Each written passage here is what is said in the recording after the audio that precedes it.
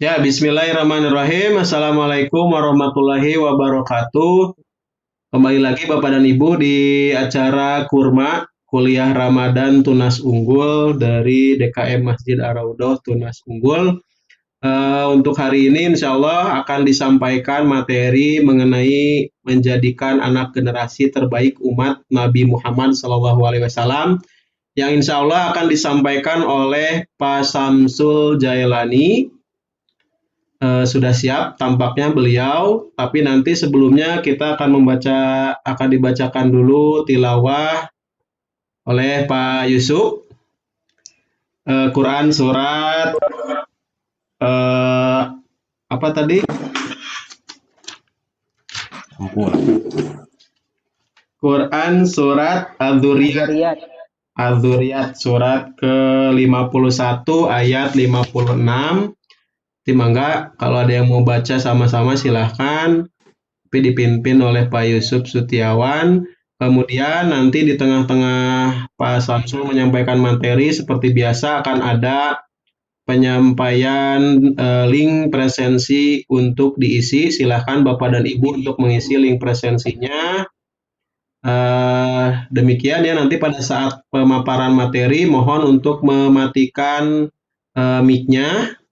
Kalau misalkan internet Bapak dan Ibu lancar, boleh dinyalakan videonya. Kalau tidak, boleh dimatikan saja videonya juga. Tapi yang paling penting untuk mic, mohon dinonaktifkan selama pemateri memberikan materinya. Kemudian kalau ingin ada pertanyaan, boleh di kolom chat ditulis, atau bagi yang ingin menanyakan secara langsung, boleh klik angkat tangan atau raise hand.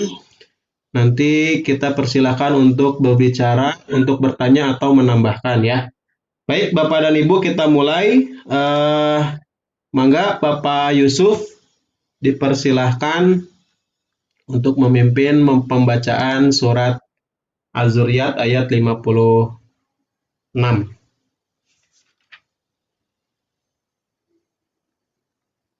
Ya. Ya. Bareng Pak. Mangga Pak, dipimpin.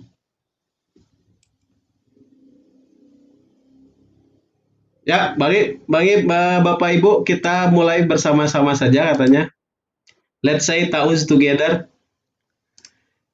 A'udzu billahi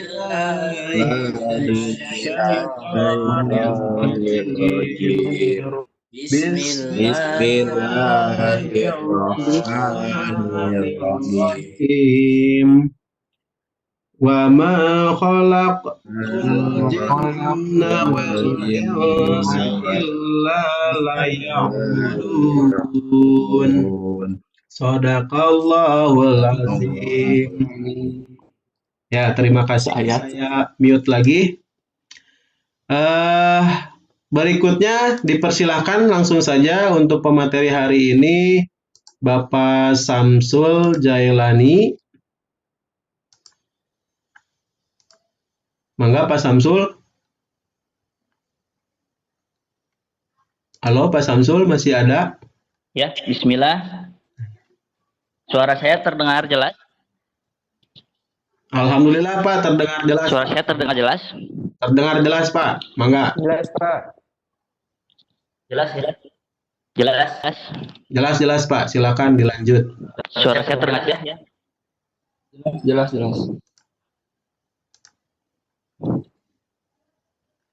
Iya. Bismillah. Assalamualaikum warahmatullahi wabarakatuh. Waalaikumsalam warahmatullahi wabarakatuh. Alhamdulillahirrabbilalamin. Wassalatu wassalamu ala asrofil anbiya'i wal mursalin wa ala alihi wa sahbihi ajma'in. La hawla wa la quwata illa billahil aliyyil azim. Rabbi shrah li sadri wa yassir li amri wahlul 'uqdatam min lisani yafqahu qawli, amma ba'du. Segala puji dan syukur marilah kita panjatkan kehadirat Allah Subhanahu wa taala, Tuhan semesta alam, Tuhan seluruh umat.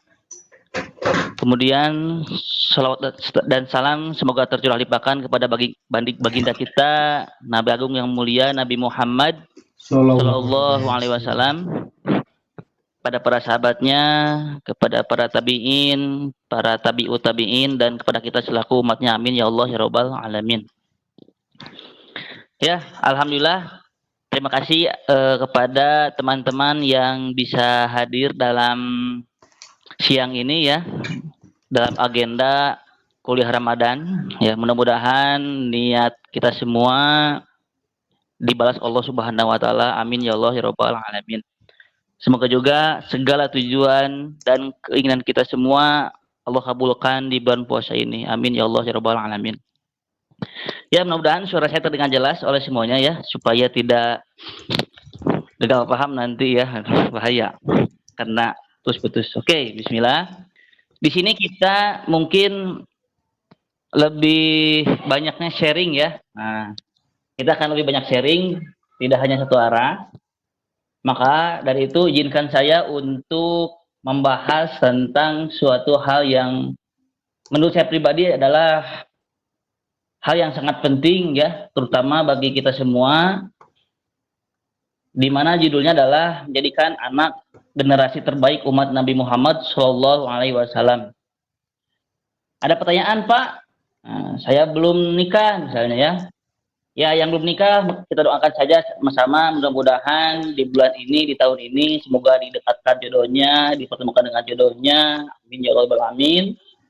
Kemudian, Pak, saya sudah menikah, Pak, tadi belum punya anak. Ya, kita doakan juga mudah-mudahan di tahun ini juga diberikan kesempatan untuk mempunyai anak oleh Allah Subhanahu wa taala. Amin ya Allah ya rabbal alamin. Ya.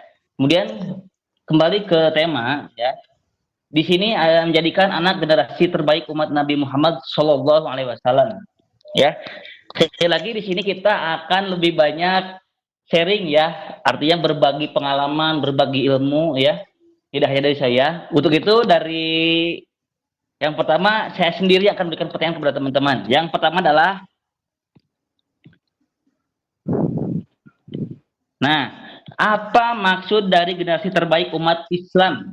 Ya. Atau maksudnya gini, maksud dari generasi terbaik umat Nabi Muhammad Shallallahu Alaihi Wasallam.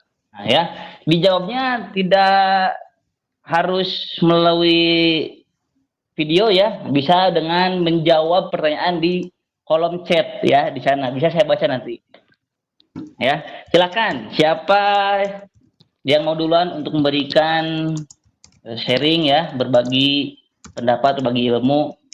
Apa maksud dari generasi terbaik umat Nabi Muhammad SAW? Ya, ditunggu.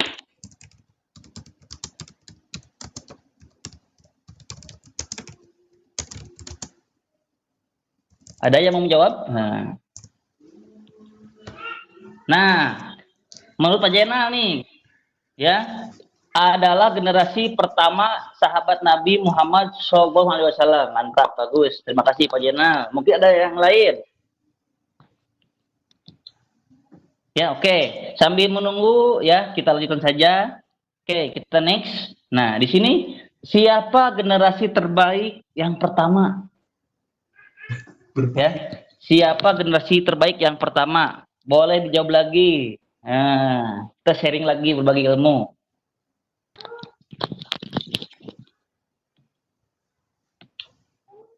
Ya, silakan, ada yang menjawab. Boleh lewat suara, boleh lewat chat ya. Nah, sahabat Nabi kata Pak Arif Rahman Hakim. Nah, sahabat Nabi, oke. Ada lagi? Ya, oke. Sambil menunggu kita lanjutkan saja. Nah, di sini ada sebuah. Oh, bentar. Ya, mohon maaf baterainya lemah ya. Nah, di sini dalam Quran surat At-Taubah ya, ayat ke-100, yang dimana isinya adalah, terjemahnya adalah orang-orang yang terdahulu lagi yang pertama masuk Islam dari golongan muhajirin dan ansor, dan orang-orang yang mengikuti mereka dengan baik. Allah ridho kepada mereka dan mereka pun ridho kepada Allah, dan Allah menyediakan bagi mereka surga-surga yang mengalir sungai-sungai di dalamnya, mereka kekal di dalamnya, itulah kemenangan yang besar. Ya. Kemudian, nah siapa di sini orang yang pertama masuk Islam dari golongan Muhajirin Ansor? Nah, banyak, ya. Banyak, ada Siti Khadijah, ya, ada Bilal bin Rabah, Umar bin Khattab, ya, tadi dikatakan oleh Pak Arif, sahabat Nabi, ya, sahabat Nabi yang paling terdekat. Nah, ya, betul yang pertama, ya. Kemudian di sini Allah pilihkan orang-orang terpilih untuk hidup pada masa Nabi Muhammad Shallallahu Alaihi Wasallam dan beriman serta berjihad bersama beliau. Mereka menjadi sahabat-sahabat Nabi, wahyu turun pada Nabi di tengah-tengah mereka, lalu mereka mengimaninya, mempelajarinya, serta mengamalkan dan mendakwahkannya. Istimewanya mereka lakukan semua itu berdasarkan bimbingan langsung Nabi Muhammad SAW. Nah, mereka adalah generasi pertama sebaik-baiknya generasi Islam. Ya, karena mereka hidup pada zaman Nabi, mereka beriman dan belajar tentang Islam langsung dari Nabi Muhammad SAW, dan mereka rela mati demi Allah dan Rasul. Suara saya masih terdengar jelas?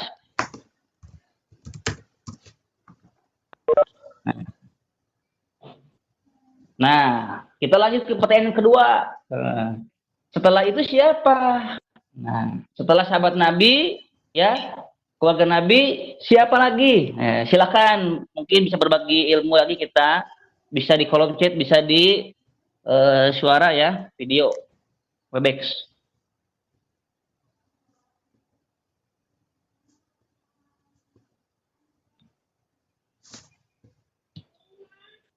Ada yang mau menjawab mungkin?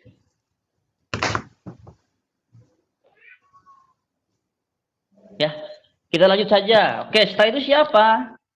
Nah, dari para sahabat Nabi ini, Islam kemudian diajarkan pada generasi setelahnya, yakni generasi tabi'in. Tabi'in ini adalah orang-orang yang mengikuti Nabi atas bimbingan para sahabat Nabi. Tapi generasi ini hadir setelah Nabi wafat, ya. Mereka tidak menjumpai Nabi SAW ketika hidup. Nah, namun mereka masih menemui para sahabat. Jadi mereka belajar Islam dari para sahabat yang telah diajarkan oleh Nabi. Nah, tabi'in ini adalah generasi terbaik pula. Jadi generasi terbaik kedua itu adalah tabi'in. Ya, mudah-mudahan masih terdengar jelas. Oke, kita lanjut. Dan setelah itu siapa? Nah, tadi yang pertama adalah sahabat Nabi, ya. Yang kedua adalah tabi'in.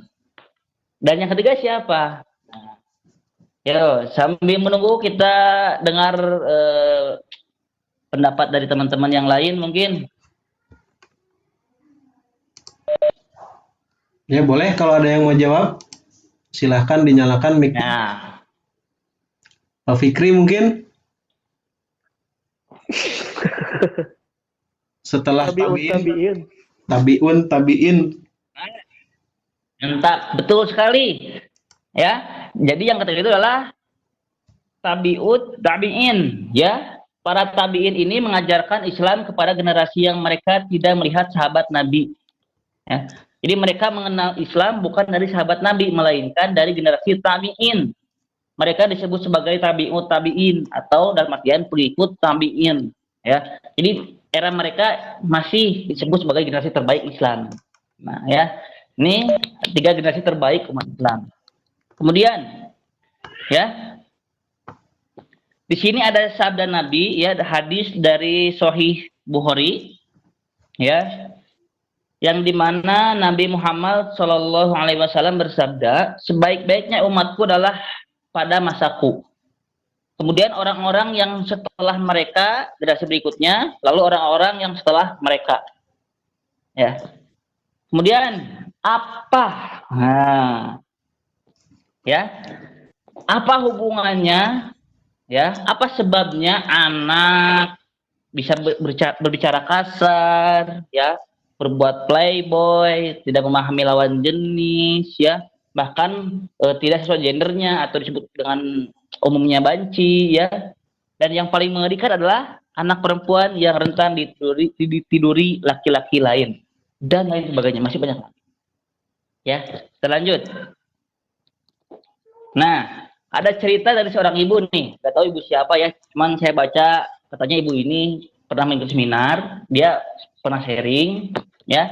Ini dia serinya sini bercerita bahwa anak pertama usia 22 tahun hafal 18 juz. Ya, anak kedua dan ketiga semua hafiz dan hafizoh. Tuntas 30 juz. Tapi, nah beliau sedih karena untuk sholat saja mereka masih diingatkan dan disuruh-suruh. Beliau menangis saat baru sadar bahwa ada hal yang terlewat pada masa itu. Apa itu? Nah, kita akan lanjut saja. Nah, yaitu fitrah keimanan yang harusnya ditanam di 7 tahun pertama hidupnya ternyata lupa dikawal lebih ketat oleh orang tua dan belum tuntas. Nah, sehingga beliau sekarang harus restart ulang dari awal untuk mengulang proses yang terlewat itu. Nah, apa proses itu? Kita lanjut next ya. Nah, untuk menjadikan anak menjadi generasi terbaik, nah, didiklah anak sesuai fitrahnya. Nah, sekarang pertanyaannya, apa itu fitrah? Mohon dijawab. Kita berbagi lagi.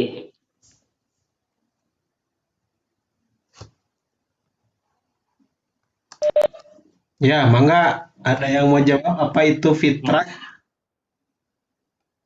Betul, betul. Makan mic-nya saja langsung. Iya. Pak Mustafa ini biasanya ahli bahasa nih.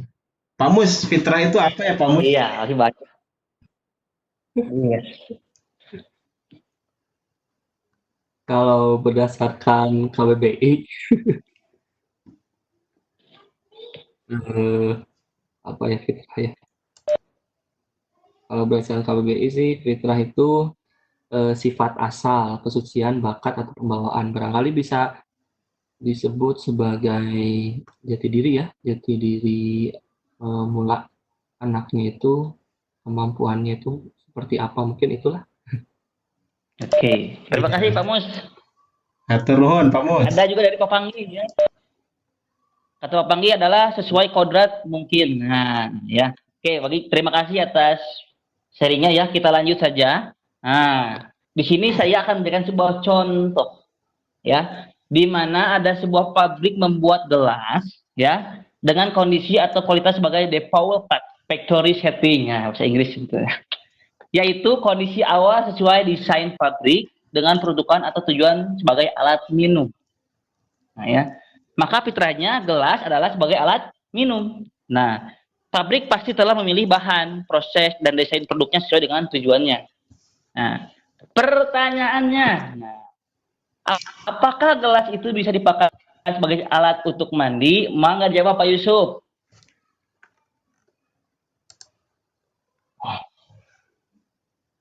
Pak Yusuf, jawab Pak Yusuf.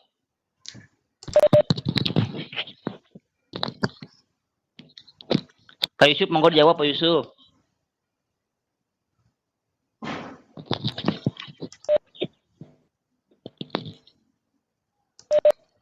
Pak Tony, Pak Tony? Bisa. Ada. Bisa. Bisa ya? Ini audio jacknya, sorry. Bisa. Oke, good lah. Ya, jawabannya tentu bisa. Tapi yang perlu diperhatikan adalah pasti tidak nyaman makanya dan gelas itu bisa saja pecah ataupun rusak. Terima kasih Pak Yusuf. Nah, jadi fitrah di sini adalah fitrah Allah, yaitu penciptaan yang ditetapkan pada manusia, di mana bahwa manusia sejak lahir dalam keadaan suci dengan artian tidak mempunyai dosa. Ya, jadi kita diberikan sebuah anak. Nah, anak itu mau kita apakan? Ya terserah kita, orang tuanya. Mau dia agama Islam, mau dia agama Kristen, mau dia agama Yahudi dan lain-lain, terserah orang tuanya. Betul tidak? Ya, betul. Oke, kita lanjut. Ya, di sini ada beberapa fitrah. Nah, ya, yang pertama adalah fitrah iman. Nah, tadi yang sudah dibacakan oleh kita semua sama-sama di awal opening, ya, dalam surat Az-Zariyat ayat ke-56 yang artinya, ya, kalau bahasa Arabnya, waman khalaqtul jinna wal insa illa liya'budun. Ya, dan aku tidak menciptakan jin dan manusia melainkan supaya mereka menyembahku. Jadi pertama, fitrah manusia itu adalah fitrah iman, yaitu harus menyembah manusia. Atau gini, ya, antu minna billahi wa malaikatihi wa kutubihi wa rusuli wa tu'mina bil ba'si. iman kepada Allah, ya, iman kepada malaikat Allah, iman kepada Rasul Allah, kitab Allah, dan iman pada hari akhir. Jadi anak itu harus diberikan fitrah keimanan, ya, tentang agamanya tentunya, ya, dari lahir sampai dewasa, ya, sampai mati bahkan. Kemudian fitrah yang kedua adalah fitrah belajar, ya. Anak itu harus diberikan ilmu. Nah, ari ilmu kewajiban bagi setiap muslim, ya. Thalabul ilmi faridatun ala kulli muslimin wal muslimat, ya. Jadi muslim itu wajib, ya, mencari ilmu, ya. Kalaupun kita hidup untuk mencari ilmu, niscaya hidup kita itu tidak akan cukup untuk mencari ilmu tersebut, benar, ya. Silakan aja cek, ya. Jadi fitrah yang kedua adalah fitrah belajar. Anak harus diberi ilmu dan adab, ya. Tidak hanya ilmu, tapi adab pun harus diberikan, ya. Karena ilmu tanpa adab itu sama dengan setan. Setan itu berilmu, tapi dia tidak beradab. Karena setan berkata, "Ana khairu minhu." Dia sombong, merasa dirinya paling bagus, paling baik dari manusia. Ya, makanya ilmu dan adab itu harus seimbang, ya. Banyak anak pintar tapi dia sombong pada temannya, atau banyak anak pintar tapi dia tidak menghormati orang yang lebih tua atau sesamanya. Wallahu alam. Ya, naudzubillah min dzalik. Ya, kemudian fitrah yang ketiga itu apa? Yang ketiga adalah fitrah bakat.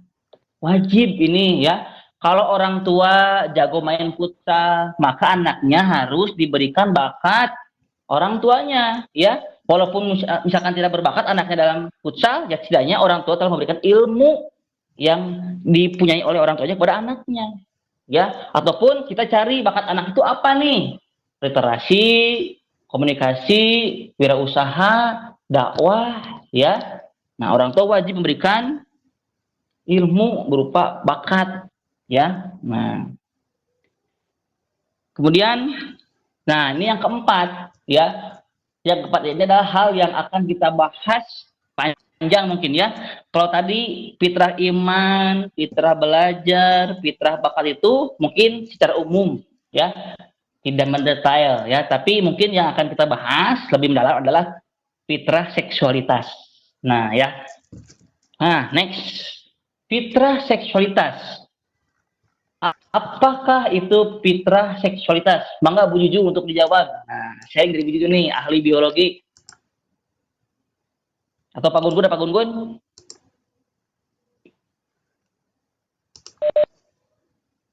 Iya, mangga Bu Juju. Nah, dari Bu Juju. Ada Bu Juju? Ada. Nah, fitrah seksualitas. Nah.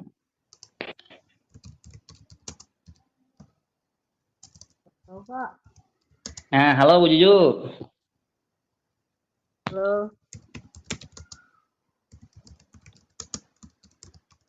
Halo. Ya, Halo. Iya, ada, suaranya ada. Ada. Bagaimana Bu? Bisa sharing tentang fitrah seksualitas, Bu? Menurut kajian biologi? Ya, sudah diciptakan jenis kelaminnya masing-masing dengan tegas.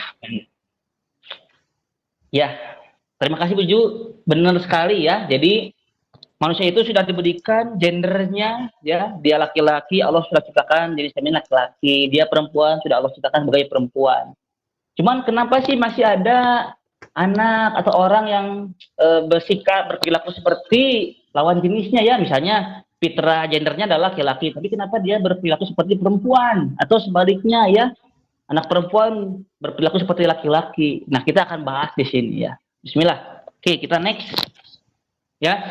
Jadi mendidik anak sesuai fitrah seksualitas artinya mengenalkan anak bagaimana bersikap, berpikir, dan merasa seperti gendernya. Ya, kalau anak laki-laki diajarkan sebagai anak laki-laki, perempuan sebagai perempuan. Oke, next. Ya. Nah, jika ia perempuan, maka kita bangkitkan fitrah seksualitasnya sebagai perempuan. Jika ia laki-laki, maka kita bangunkan fitrah seksualitasnya sebagai laki-laki. Oke, kemudian bagaimana teknis membangkitkan fitrah seksualitas ini? Nah, ya. Nah, jadi di sini ada beberapa tahap yang perlu kita kawal di tiap fasenya. ya. Nah, di sini ada usia 0 sampai 2 tahun, ya. Pada usia ini anak harus dekat dengan bundanya. Pendidikan tauhid pertama adalah menyusui anak sampai 2 tahun. Menyusui, bukan memberi ASI, langsung disusui tanpa pumping dan tanpa disambi pegang HP kalau bisa. Ya. Nah, di usia ini ya di usia 0 sampai 2 tahun ada sunnah ya, sunnah Rasul seperti ini. Jadi ketika anak misalnya ya sedang disusui oleh ibunya atau ketika dia sedang tidur, alangkah baiknya ya dibacakan surat Al-Qadar ya. Dibacakan surat Al-Qadar kemudian ditiupkan kepada ubun-ubunnya, kepalanya ya, atau baca surat Al-Qadar di atas kepalanya ya. Kemudian yang kedua membaca surat Al-Insyirah, Alam Nasroh ya di dadanya ya, usapan pada dadanya. Nah, untuk apa fungsinya ya? Fungsinya untuk agar anak lemah lembut ya. Itu ya, bisa nanti bisa dilihat, dicek ya kebenarannya. Kemudian next, usia 3 sampai 6 tahun. Ya. Pada usia ini anak harus dekat dengan kedua orang tuanya, dekat dengan ibundanya, juga dekat dengan ayahnya. Perbanyak aktivitas bersama. Ya. Kenapa di sini usia 3 sampai 6 tahun ini kedua orang tua harus bersama? Karena menghindari ya, menghindari adanya judge anak membenci salah satu orang tuanya. Ya. Misalnya karena orang tua sering bertengkar, ayah dan ibu sering bertengkar, ya. Kemudian karena si anak pada usia ini mungkin lebih dekat dengan ibunya, ya. Jadi ibunya menjekjekan ayahnya di depan anaknya, ya. Sehingga nanti anaknya akan terbawa rasa benci terhadap jika anak usia ini dekat dengan ayahnya, ya. Kemudian ayahnya dengan ibunya itu bertengkar, ayahnya menjekjekan ibunya, nanti anaknya pun akan benci pada ibunya. Makanya penting di sini usia 3 sampai 6 tahun anak harus dekat dengan kedua orang tuanya. Ya, harus dekat nih. Karena ini berdasarkan pengalaman pribadi, ada anak di usia ini, bahkan ada di usia 5 sampai 6 tahun itu tidak dekat dengan ayahnya karena ibunya itu sering menjelekkan ayahnya, ya. Jadi sering menjelekkan di belakang sehingga anak pun benci pada ayahnya. Jadi hati-hati pada fase ini kita harus memperhatikan langkah-langkah yang harus dilakukan. Jadi kedua orang tua itu harus dekat dengan anaknya di usia 3 sampai 6 tahun. Ya. Kemudian usia 7 sampai 10 tahun. Ya. Pada usia ini didekatkan anak sesuai gendernya. Ya. Jika anak laki-laki maka dekatkan dengan ayahnya. Ajak anak beraktivitas yang menonjolkan sisi kemaskulinannya. Ya. Misalnya nyuci motor, akrab dengan alat-alat pertukangan, ya. Ini ada salah satu pola asuh yang kurang tepat, ya. Contohnya gini, ketika misalnya ada anak yang punya sepeda, kemudian sepedanya itu rusak, ya. Nah, si orang tua memperbaiki sepedanya tersebut, bukan anaknya. Kira-kira apa yang terjadi? Yang terjadi adalah si anak akan menjadi manja, akan terbiasa ketika ada masalah dibantu oleh orang tuanya.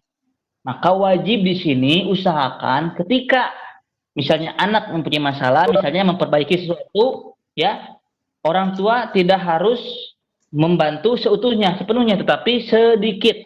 Nah, jadi biarkan anak yang memperbaikinya, ya. Pokoknya kalau laki-laki tonjolkan kemaskulinan, ya. Nah, kemudian jika anak perempuan, dekatkan dengan bundanya. Misalnya libatkan anak dalam aktivitas feminimnya ya. Nah, misalnya stop catering dan perbanyak otak-atik di dapur, masak misalnya ya. Bersih-bersih rumah, ngepel, cuci, menjahit mungkin ya. Itu sangat bagus untuk dilakukan pada fase 7 sampai 10 tahun. Ya. Kemudian usia 11 sampai 14 tahun. Ya. Usia ini sudah masuk tahap akil balik akhir, ya. Pada usia ini mulailah switch, ya, atau menukar kedekatan lintas gender. Jika anak laki-laki maka dekatkan pada bundanya, jika anak perempuan maka dekatkan pada ayahnya, ya. Oh punten, iya inu manggil, mangga tenang. Ya. Tetap aja memberi susu formula, iya Pak. Nah, bagusnya memberi ASI ya formula itu kalau misalnya ada hambatan dalam proses menyusuinya ya. Oke kita next. Nah, ya ada sebuah riset yang menunjukkan jika seorang anak perempuan tidak dekat dengan ayahnya pada fase ini ya fase tadi ya fase 11 sampai 14 tahun ya. Nah, maka data menunjukkan anak tersebut 6 kali lebih rentan akan ditiduri oleh laki-laki lain.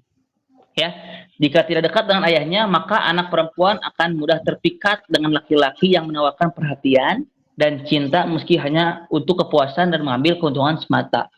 Logis ya, logis. Ini suara saya masih terdengar? Jelas? Oke, terima kasih ya. Kita lanjut. Nah, kalau saja ya, kalau saja apa? Nah, di sini.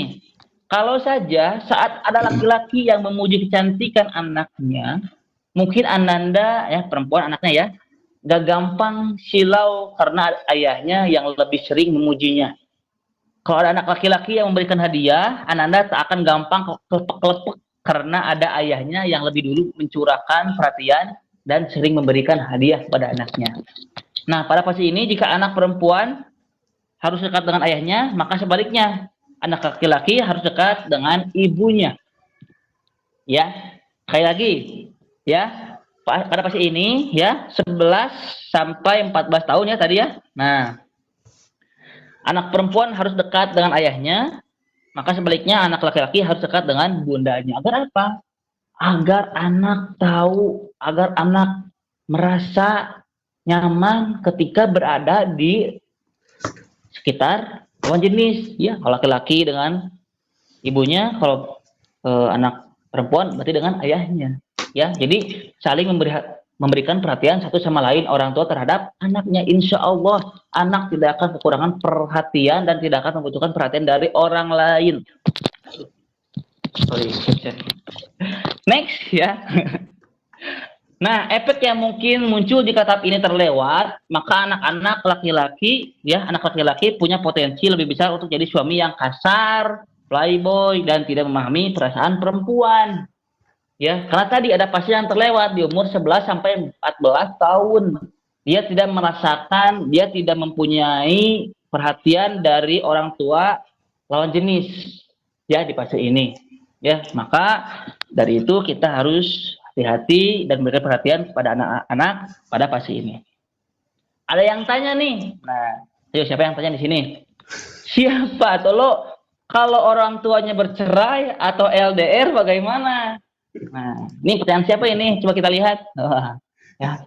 Bagaimana? Nah, ya. Nah, sebelum saya jawab, mungkin dari yang lain boleh berbagi pendapat ya sebelum saya lanjutkan. Boleh dari Pak Tony mungkin. Nah.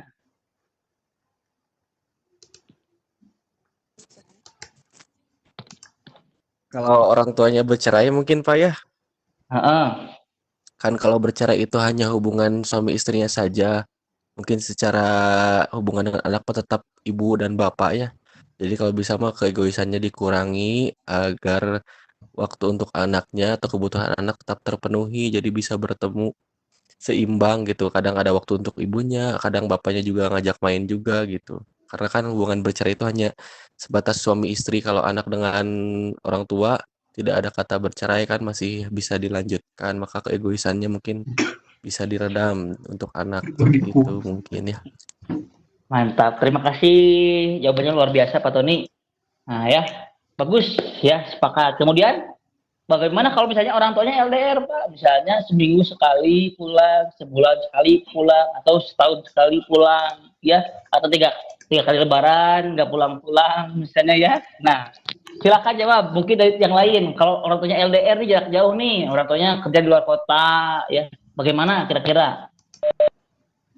Ada yang menjawab juga Pak di kolom chat. Oh, oke. Nikah lagi aja Pak, Masya Allah. Ya. Kata Pak Fahrul berbagi kuota katanya. Maksudnya gimana Pak Fahrul?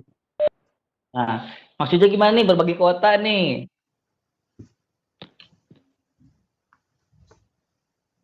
Nah, Pak Fikri aya Webex, aya nama. Nah, oke. Oke, terima kasih. Kita lanjut saja ya. Nah, ada Webex ya.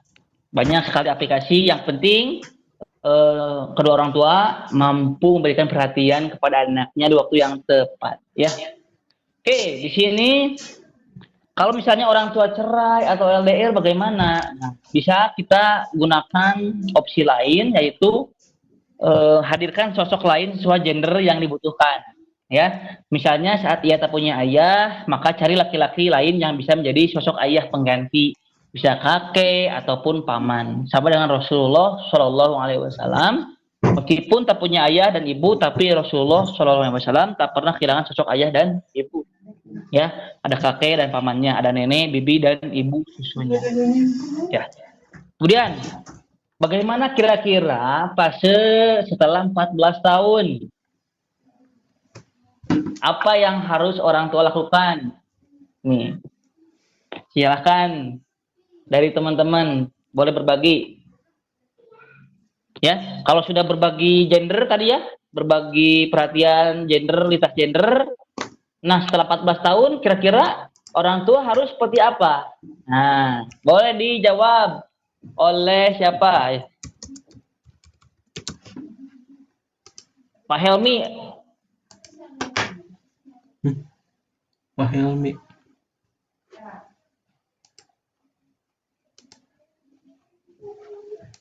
Boleh Pak Helmi? Ada Pak Helmi?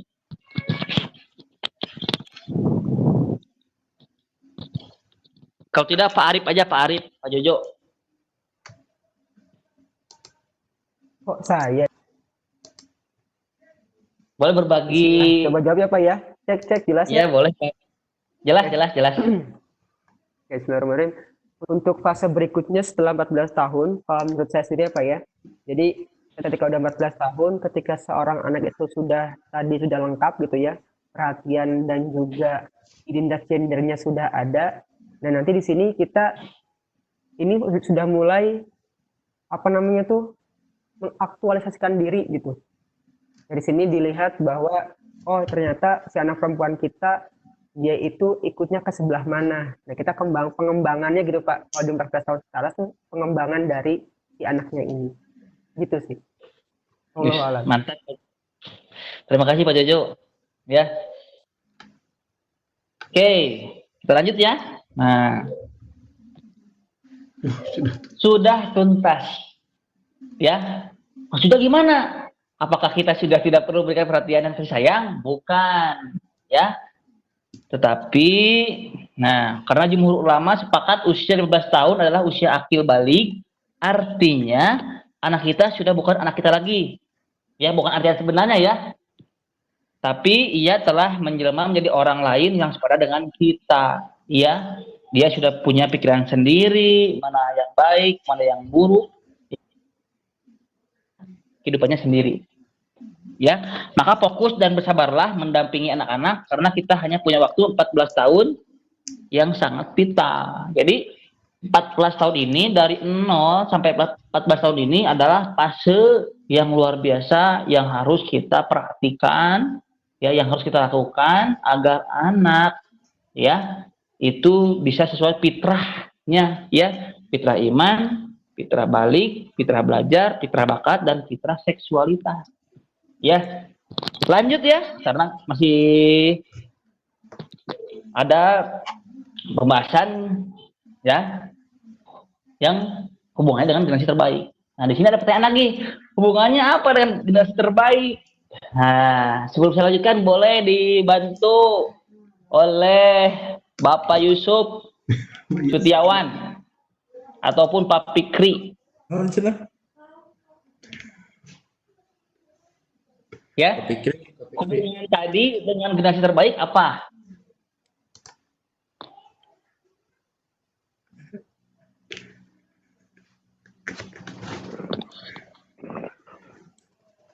Siap Pak Fikri, lanjut. Silakan Pak Yusuf atau Pak Fikri. Nah, Ataupun dari yang lain boleh ya, berbagi pikiran, berbagi pendapat, berbagi ilmu. Tadi fitrah yang tadi hubungannya dengan generasi terbaik apa? Atau menjadikan generasi terbaik apa gitu ya? Pak Yusuf, halo Pak Yusuf.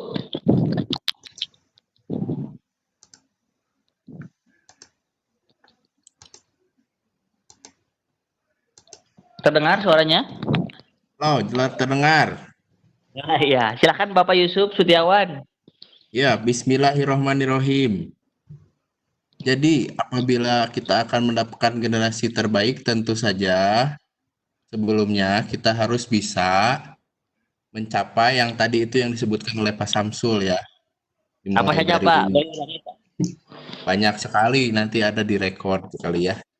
Nanti bisa didengarkan lagi. Pokoknya kalau melalui tahapan itu pasti akan mendapatkan generasi terbaik yang akan kita capai nanti. Contohnya kan sekarang masih banyak orang pintar yang masih korupsi, masih maling-maling ya. Orang pintar padahal itu ya. Jadi sekarang kita saatnya mencetak generasi yang soleh dan solehah. Itu saja mungkin Mas Samsul, silakan. Mantap, Pak. Terbaik lah jawabannya ya. Oke, kita lanjut ya. Setuju dengan Bapak Yusuf. Jadi kalau semua fitrahnya dilalui dengan sangat baik, maka akan timbul rasa cinta mereka kepada Allah dan Rasulnya. Mahabbah ya. Hablum minanas, hablum minallah ya. Hubungan dengan Allah dengan hubungan sama manusia itu akan jadi baik. Oke, lanjut. Nah ya.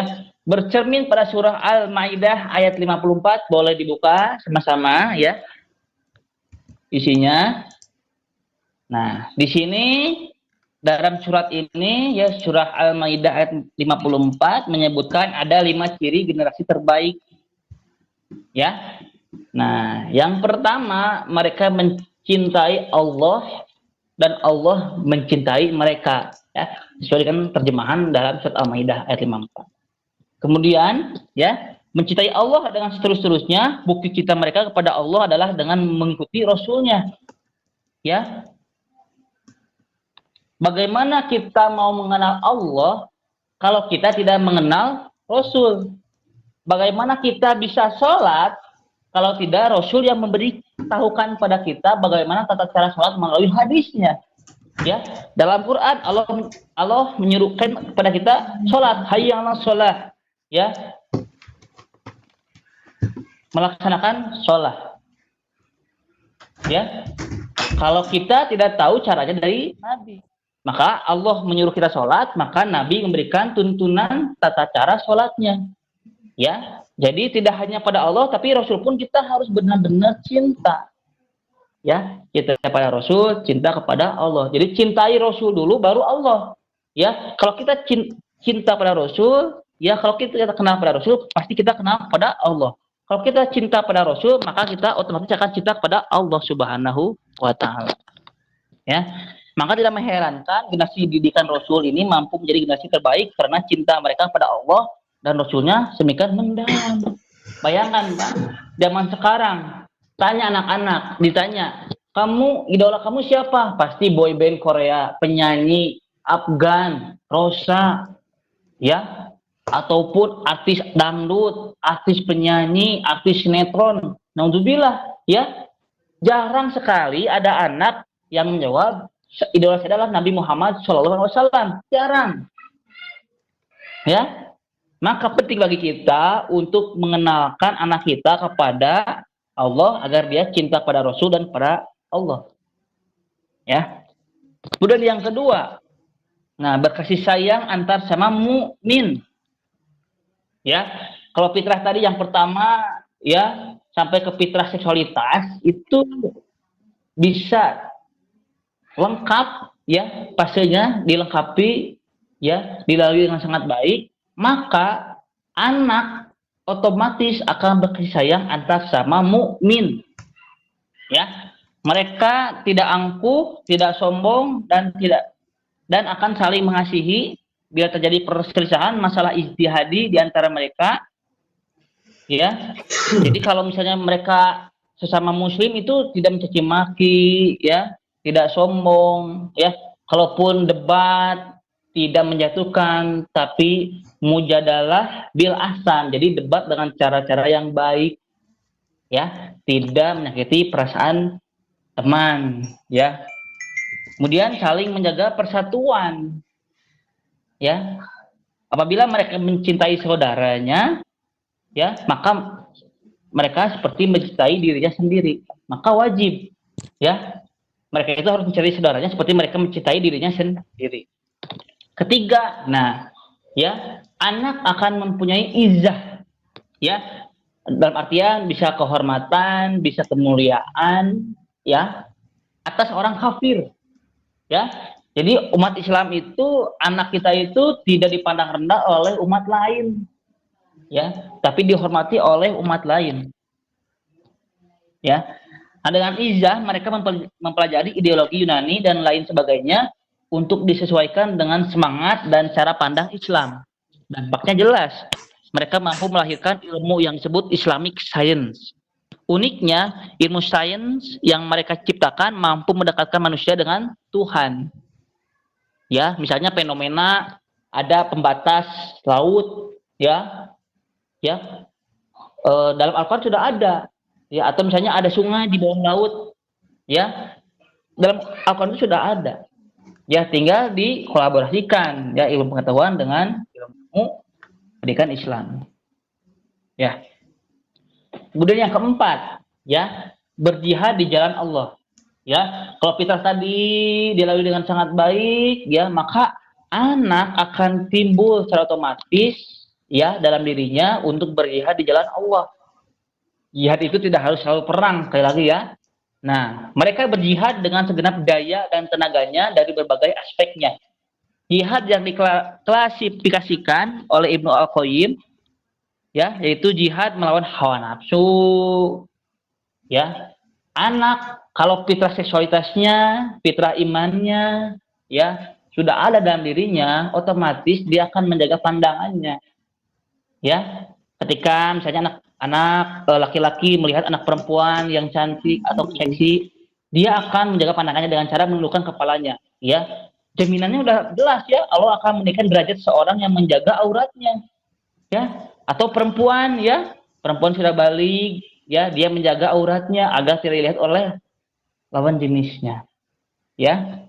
Kemudian jihad melawan setan, ya, bahwa kita itu lebih mulia daripada setan, tidak boleh takut, ya. Kemudian jihad melawan orang kafir dan munafik, ya. Banyak di Indonesia sekarang lagi ramai, ya, ramai dengan orang kafir dan orang munafik, ya. Kita tidak boleh diam, ya. Minimal kita jihad dengan perkataan, ya, menegur, ya, minimal, ya. Kemudian, ya, apabila semua anak, ya, bisa jihad dengan sesuai kemampuannya, ya, otomatis mereka akan menjadi umat hebat yang bisa berkontribusi besar bagi peradaban dunia. Ya, bayangkan kalau misalnya nih kemarin, ya, tahun-tahun kemarin ada penistaan terhadap agama Islam. Bayangkan kalau seluruh Indonesia, umat muslim Indonesia itu bersatu, ya, efeknya apa? Orang itu akan diadili. Ya, itulah kehebatan jihad. Ya, kalau misalnya dalam diri seorang atau dalam diri anak tidak ada rasa jihad, ya, ketika agama dinodai, ya, dilecehkan, mereka biasa-biasa saja, maka tunggulah kehancurannya. Ya, akan hancur Islam ini kalau anak-anak kita tidak jihad sesuai dengan kemampuannya, ya, atau membiarkan kemungkaran di mana-mana dibiarkan. Ada yang pacaran dibiarkan, ya, ada yang mabuk dibiarkan. Tunggulah hancurnya. Ya, minimal kita menegur, ya, cara jihad kita itu menegur minimal, ya, atau minimal juga benci dalam hati, benci pada orang yang berbuat zalim, itu minimal juga. Kemudian yang kelima, tidak takut celaan orang yang mencela. Ya, anak kalau fitrahnya fitrah iman, fitrah belajar ilmu dan adab, fitrah bakat, ya, kemudian fitrah seksualitasnya sudah ada, ya, dia tidak akan takut dicela oleh orang lain. Ya, kita lihat di sini. ya. Kalau mereka berjuang karena Allah dan Rasulnya, membangun basis dakwah adalah dengan keriduan Allah Subhanahu wa taala, ya. Walaupun dalam perjalanan banyak sekali hambatan, tantangan, mereka akan bisa tegar. Ya. Contohnya beginilah, contoh simpelnya. Contohnya di Indonesia ada seorang pemimpin atau gubernur, ya, yang sangat soleh, sangat baik, ya. Inisialnya Anies Baswedan, inisialnya, ya. Inisialnya, ya. Anies Baswedan selalu berbuat baik, ya. Orang mau mencela, dia biarkan, ya. Orang mencela Anies tapi tidak ditangkap, ya, karena dia tidak takut celaan oleh orang lain. Kata Anies apa? Jangankan saya manusia, kata Anies, ya. Jangankan saya manusia, ya. Rasul pun yang akhlaknya baik, akhlaknya sempurna, pasti orang cela. Ya. Maka ya kalau kita, anak kita fitrahnya kuat, imannya kuat, ya, maka tidak akan takut celaan orang lain. Ya, akan kuat mentalnya, tidak mudah dibully, ya. Tidak akan ada anak yang bunuh diri karena stres oleh orang tuanya cerai dan lain-lain, tidak akan mudah. Ya, karena imannya kuat, keyakinannya kuat. Ya. Nah, ya. Alhamdulillah, ya. Intinya mari kita saling mengingatkan, saling menguatkan dan saling mendoakan agar generasi-generasi kita, ya, kalaupun misalnya kita belum bisa menjadi generasi terbaik, ya, maka setidaknya didiklah anak-anak kita agar menjadi anak yang menjadi generasi terbaik umat Islam Nabi Muhammad Shallallahu Alaihi Wasallam. Ya, ya. Kemudian semoga kita bisa meneladani dan menjadikan diri serta anak-anak kita sebagai generasi terbaik umat Islam, ya, dalam mempelajari, mengamalkan dan mendakwakan agama ini. Terima kasih. Itu dari saya, ya. Kembali ke Bapak Jenal. Ya, terima kasih Pak Samsul paparannya. Alhamdulillah.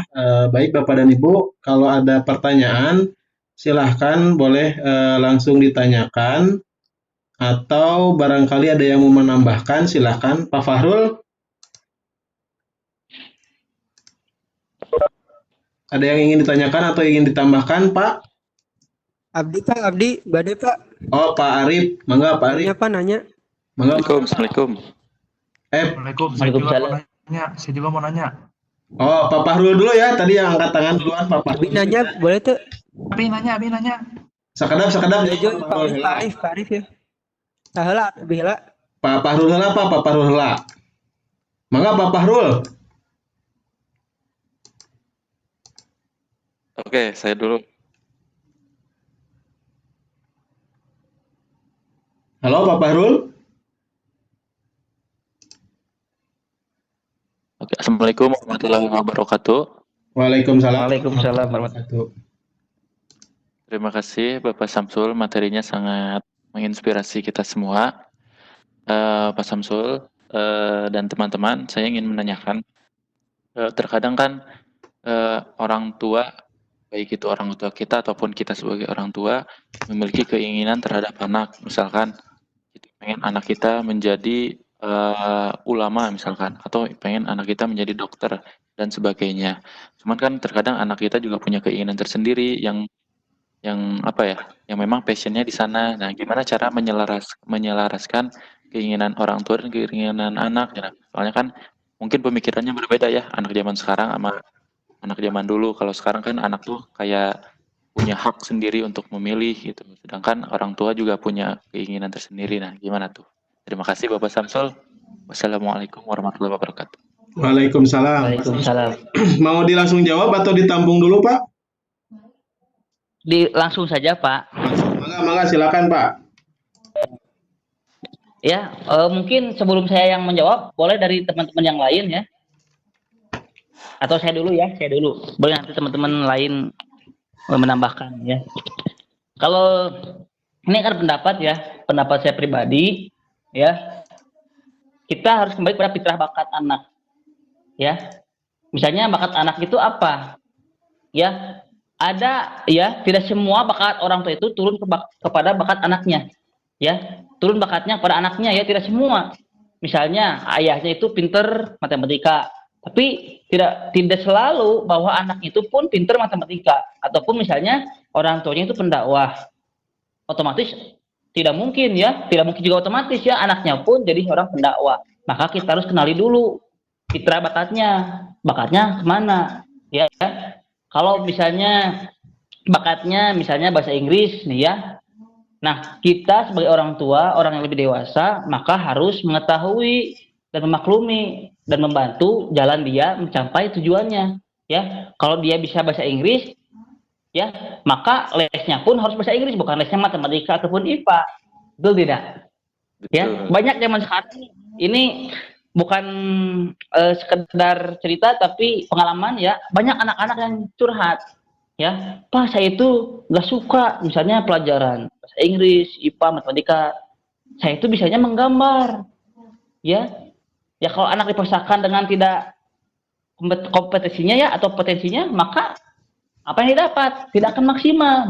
Bisa tapi tidak akan maksimal ya.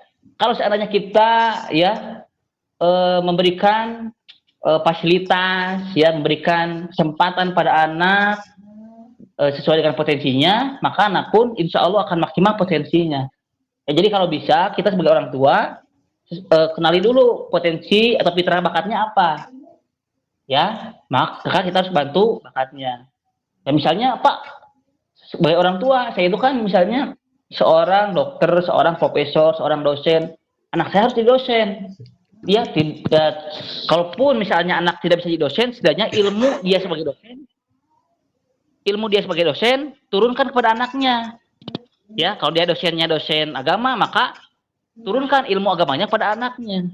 Seperti itu mungkin ya. Mungkin dari yang lain boleh menambahkan. Iya, baik. Ada yang ingin menambahkan? Pak Ya, ada satu pertanyaan dari Pak Mustafa. Mus, tapi sebelum dari Pak Mus, Pak, tadi Pak Fahrul mungkin cukup ya, Pak Fahrul? Cukup Pak Jenal, jazakallah khairan. Iya, sama-sama Pak. Iya. Waalaikumsalam. Sebelum ke Pak Mus, tadi Pak Arif, mangga Pak Arif, silakan.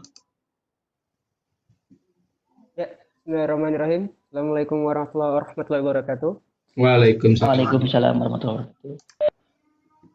Ya, begini Pak.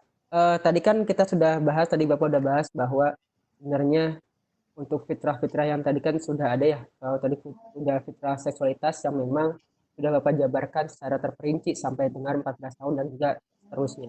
Nah, saya ingin tahu Pak, jadi untuk yang tadi kan ada 5 ciri generasi tadi ya, yang untuk Islam tadi yang di Al-Maidah ayat 54. Nah, apakah untuk 5 ciri ini apakah kita harus bisa digunakan juga dengan cara seperti perkembangan seksualitas di atas? Misalnya untuk yang pertama itu umur berapa sampai berapa, untuk yang generasi ciri yang kedua untuk umur berapa dan berapa, itu ada patokannya atau memang kita bisa melakukan 5 hal yang ini itu untuk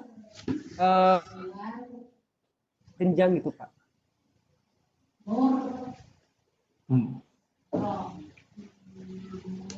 Ya, baik.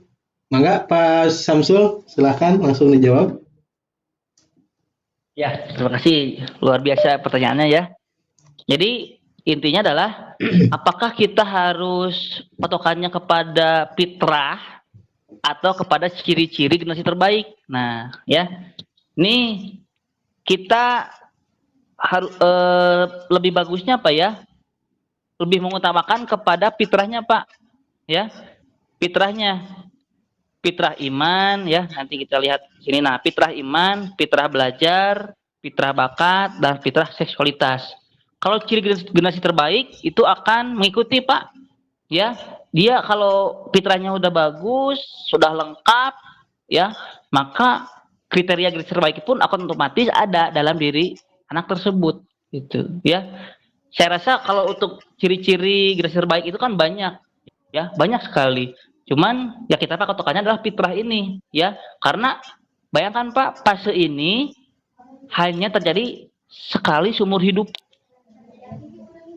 ya, sekali seumur fitrahnya. Atau nanti mungkin bisa aja nanti ketika dewasa kita riset lagi ya fitrahnya dari awal, fitrah iman, ya bisa. Cuman waktunya Pak, Ya, ya kalaupun punya waktu ya gak apa-apa. Tapi kalau misalnya di waktu yang sibuk ini, ya kita harus meriset anak sesuai fitrahnya, fitrah iman, belajar bakat, seksualitas itu akan lama lagi. Ya, kalaupun sudah misalnya udah besar nih ya sekarang, ya apa sih fitrah yang terlewat? Nah kita munculkan lagi, ya. Jadi ini adalah hal yang baik ya bagi teman-teman kita, bagi kita semua terutama ya, bagi saya sendiri khususnya. Ya, bagi yang belum punya anak, nanti kalau punya anak, maka harus tahu fitrahnya, ya, fitrah iman, fitrah lain-lain, fitrah seksualitas, ya. Kalaupun yang sudah punya anak, nah berarti tinggal diaplikasikan terhadap kehidupan sehari-hari. Jadi sekali lagi, patokannya adalah patokan fitrah, Pak, ya. Fitrah iman, antum minna billahi wa malaikatihi wa kutubi wa rusulihi wa tu'mina bil ba'si. Ya, jadi fitrah iman, fitrah tentang keagamaan dari kecil, ya, itu harus diberikan kepada anak, ya. Kemudian fitrah belajar ilmu dan adab, fitrah bakat dan fitrah seksualitas. Seperti itu Pak. Jadi sekali lagi patokannya adalah fitrahnya, ya. Fitrah dulu, nah baru nanti kriteria generasi terbaik akan otomatis ada. Seperti itu Pak. Mungkin dari yang lain boleh menambahkan, berbagi. Baik, terima kasih Pak Arif. Mungkin ada yang ingin disampaikan kembali? Cukup Pak, alhamdulillah jelas. Jazakallah Iya. khairan. Terima kasih. Baik, kalau begitu sebelum dilanjut ada yang ingin menambahkan dulu mungkin? Oke, kita lanjutkan saja ya. Pertanyaan berikutnya Pak dari Pak Mus, bagaimana memberikan pemahaman tauhid sesuai runutan usia tadi yang 0 sampai 2, 3 sampai 6 ya. Mengingat kemampuan kompleksitas berpikir anak di setiap rentang umur berbeda katanya. Jadi bagaimana cara memberikan pemahaman tauhid di tahapan-tahapan yang fitrah seksualitas tadi ya, sesuai dengan umurnya. Mangga Pak Samsul. Ya. Nah, kalau fitrah seksualitas, nah ini ya. Kalau fitrah seksualitas terhadap tauhid itu dimulai sejak usia 0-2 tahun, Pak. Ya, tadi seperti yang saya contohkan, misalnya dari anak 0-2 tahun, ya, diberikan pendidikan pertama, misalnya menyusui anak sampai 2 tahun, ya. Kalau bisa tanpa bantuan, kalau bisa ya, tanpa bantuan pamping, tanpa bantuan hal lain-lain, ataupun kalau bisa diusahakan tidak perlu anak diberikan HP, ya. Kemudian fitrah tauhid apa lagi? Misalnya ketika anak tidur ya 0 sampai 2 tahun ya. 0 sampai 2 tahun bisa sampai 0 sampai 6 tahun ya, ataupun sampai 10 tahun bisa ya. Misalnya diberikan gini, ketika tidur diberikan surat Al-Qadar di kepalanya, diusapkan ya. Kemudian dibacakan surat Al-Insyirah di dadanya ya, agar hatinya lunak. Ya, kemudian bisa dari kecil ya, dari kecil misalnya diajarkan untuk membacakan kalimat tauhid ya, syahadat ya, bisa dari kecil. Kalaupun misalnya Pak, misalnya kan anak itu kompleksitasnya beda-beda ya, potensi akademiknya beda-beda. Ya, sesuaikan saja dengan kemampuan anak ya, kita tidak boleh memaksakan kehendak kita ya. Kalau misalnya anak tidak sanggup, ya kita ajarkan semampunya dia gitu ya. Nah, kali lagi kalau misalnya tentang tauhid ya, pendidikan tauhid, maka dari umur 0 sampai 2 tahun bisa ya, bisa. Kemudian diberikan tadi ya kalimat tauhid, diajarkan kalimat tauhid dari kecil ya, kemudian bacakan surat-surat ya. Kemudian ini yang paling penting, orang tua harus berbagi pengalaman hidup kepada anaknya. Paling penting Pak ya, apalagi kalau orang tuanya pesantren, orang tuanya dari berpendidikan yang sangat tinggi, maka wajib memberikan pemahaman terhadap anaknya. Karena gini, ada suatu cerita, ada suatu pembahasan, baik itu dalam film, baik dalam kehidupan nyata, ada orang yang berkata begini Pak, ya, ada saya mah ketika kecil gak pernah dilarang oleh orang tua saya ini, misalnya ya. Nah itu salah Pak, ya. Jadi si anak merasa dulu orang tua saya tidak pernah melarang melakukan hal ini, jadi dia bebas. Itu yang salah. Makanya wajib kita sebagai orang tua memberikan pemahaman, ya, pemahaman ya, apa yang kita punya, apa yang kita pelajari itu wajib kita berikan kepada anak, ya, baik pengalaman hidup, ya, tentang agama, tentang interaksi segala macam, ya, baik terhadap lawan jenis, gender, ya, bagaimana berperilaku sesuai gendernya, ya. Nah itu bagus sekali harus kita lakukan, ya. Jadi dari kecil kita berikan pengalaman, berikan pemahaman tentang agama yang paling wajib, ya. Seperti itu, mungkin dari yang lain boleh menambahkan. Baik, bagaimana Pak Mus? Ada yang ingin disampaikan kembali kah? Ya, tur nuhun Pak Samsul, penjelasannya sudah sangat-sangat baik. Barangkali mungkin bisa disimpulkan kalau tadi yang dijawab oleh Pak Samsul, pada dasarnya dari setiap rentang usia itu perlu didampingi atau diberikan pula pemahaman tentang keagamaan mungkin gitu ya. Dan perihal ilmu tauhidan juga sih bagi saya memang tidak ada batas waktu, bahkan sampai detik ini pun di umur setua ini, semuda ini ya, ilmu tauhid terus berkembang. Dan mungkin yang butuh di-sharingkan itu perihal bagaimana ilmu tauhid itu disampaikan di rentang usia, entah itu misalnya di umur 0 sampai 2 tahun kan tadi sudah disampaikan. Kemudian di umur remaja, nah itu awal-awal dewasa gitu ya, dewasa awal, tauhid itu bagaimana bisa disampaikan kepada anak-anak. Itu sih. Tapi selebihnya sudah disampaikan dengan baik oleh Pak Samsul. Terima kasih Pak Samsul. Iya, baik. Mungkin barangkali dari yang lain atau Pak Samsul sendiri ada yang ingin ditambahkan? Baru ingat ini ayah itu ternyata Pak Andri Yusuf Ambari ya. Assalamualaikum Pak Andri. Assalamualaikum warahmatullahi wabarakatuh. Waalaikumsalam. Mangga Pak Andri, pilih ayat tambahan. Nah, tambahan kuota mangga.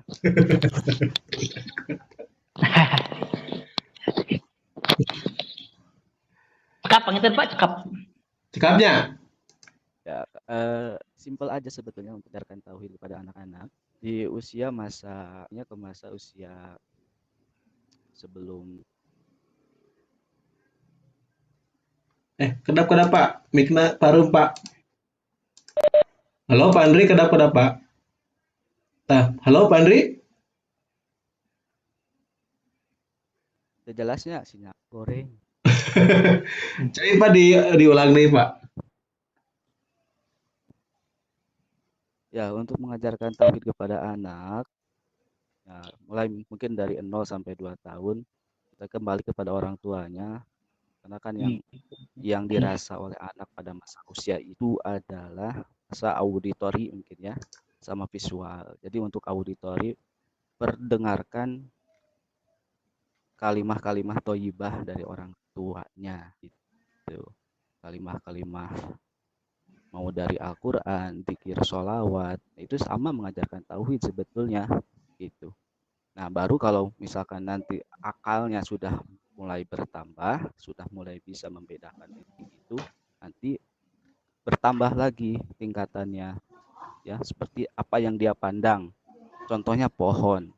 Nah, dari pohon itu bisa jadi pembelajaran tauhid sebetulnya. Jadi siapa sih sebetulnya pada hakikatnya yang menumbuhkan pohon itu? Siapa yang bisa menumbuhkan, menambah tinggi, memberikan warna, memberikan buah gitu.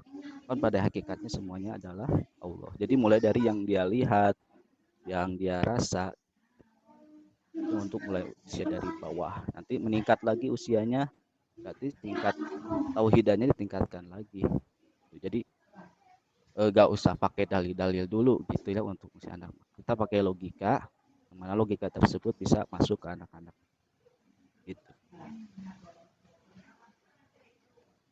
Iya, hatur nuhun Pak Andri. Ada lagi mungkin yang ingin menambahkan dari yang lain? Atau dicukupkan saja? Mengingat waktu juga sudah 1,5 jam ya, tidak terasa. Baik, kalau tidak ada lagi yang ditanyakan atau yang ingin ditambahkan, mungkin ada penutup dari Pak Samsul, mangga Pak Samsul. Ya. Jadi sekali lagi ya, manusia itu diciptakan berdasarkan fitrahnya. Ya.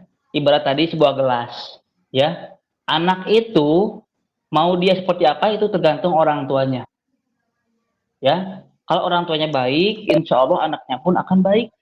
Ya, kalau orang tua mengajarkan fitrahnya sesuai dengan fasenya, ya, insya Allah anak pun akan otomatis menjadi generasi terbaik umat Nabi Muhammad Shallallahu Alaihi Wasallam. Ya, anak itu mungkin tidak pintar dalam mendengarkan perkataan orang tua, tapi anak pun tidak bodoh dalam meniru kegiatan atau tindakan perilaku orang tua. Ya, jadi orang tua itu harus benar-benar menjaga perilaku, sikap, perbuatan, terutama di depan anaknya sendiri, minimal di depan anak sendiri, maksimal di depan anak orang lain. Ya, meskipun kita nanti bertemu dengan anak orang lain, kita pun tidak boleh berkata kasar di depan anak orang lain, ya, karena anak orang lain pasti melihat kita, ya, seperti itu. Ya, terima kasih hari ini. Hari yang luar biasa. Terima kasih buat teman-teman yang bisa hadir. Mudah-mudahan apa yang didapatkan hari ini bermanfaat bagi kita semua. Amin ya Allah ya Rabbal alamin. Semoga semuanya sehat-sehat selalu ya, dan saya doakan mudah-mudahan panjang umur dan berkah. Amin ya Allah ya Rabbal alamin. Sudah Pak Jenal. Ya, Itu saja. amin. Atur nuhun Pak Samsul, tadi sudah disimpulkan juga ya oleh Pak Samsul, intinya untuk mendidik generasi terbaik anak kita ya, khususnya mungkin, atau anak-anak yang lain pada umumnya juga ya, tidak hanya anak kita sendiri. Ya intinya kita sendiri ya yang harus menjadi generasi terbaiknya dulu gitu ya, dan mungkin tadi sudah dijelaskan ciri-cirinya oleh Pak Samsul ya. Saya sebutkan lagi mungkinnya, yang pertama mencintai Allah dan mengikuti Rasul, kemudian saling menyayangi sesama mukmin, kemudian memiliki izah atas orang kafir dan memiliki semangat jihad di jalan Allah, dan yang terakhir tidak takut atas celaan orang yang mencela. Ya, itu mungkin kesimpulannya. Intinya ketika kita ingin mendidik sebuah generasi yang kita harapkan menjadi yang terbaik, maka dimulai juga dari diri kita dulu ya. Mudah-mudahan apa yang disajikan oleh Pak Samsul hari ini bermanfaat bagi semua. Sekali lagi mengingatkan, mangga diisi yang belum mengisi link presensinya, silahkan untuk mengisi, termasuk Pak Samsul ya sebagai pemateri, silahkan Pak diisi dulu daftar hadirnya. Kita tutup pertemuan kali ini Bapak dan Ibu. Terima kasih sekali lagi. Kita tutup dengan membaca hamdalah bersama-sama. Alhamdulillahirabbil alamin. Akhir majelis. Subhanakallahumma wa bihamdika asyhadu an la ilaha illa anta astaghfiruka wa atubu ilaik. Hatur nuhun Bapak dan Ibu. Wassalamualaikum warahmatullahi wabarakatuh. Waalaikumsalam. Waalaikumsalam. Waalaikumsalam. Pak Samsul luar biasa.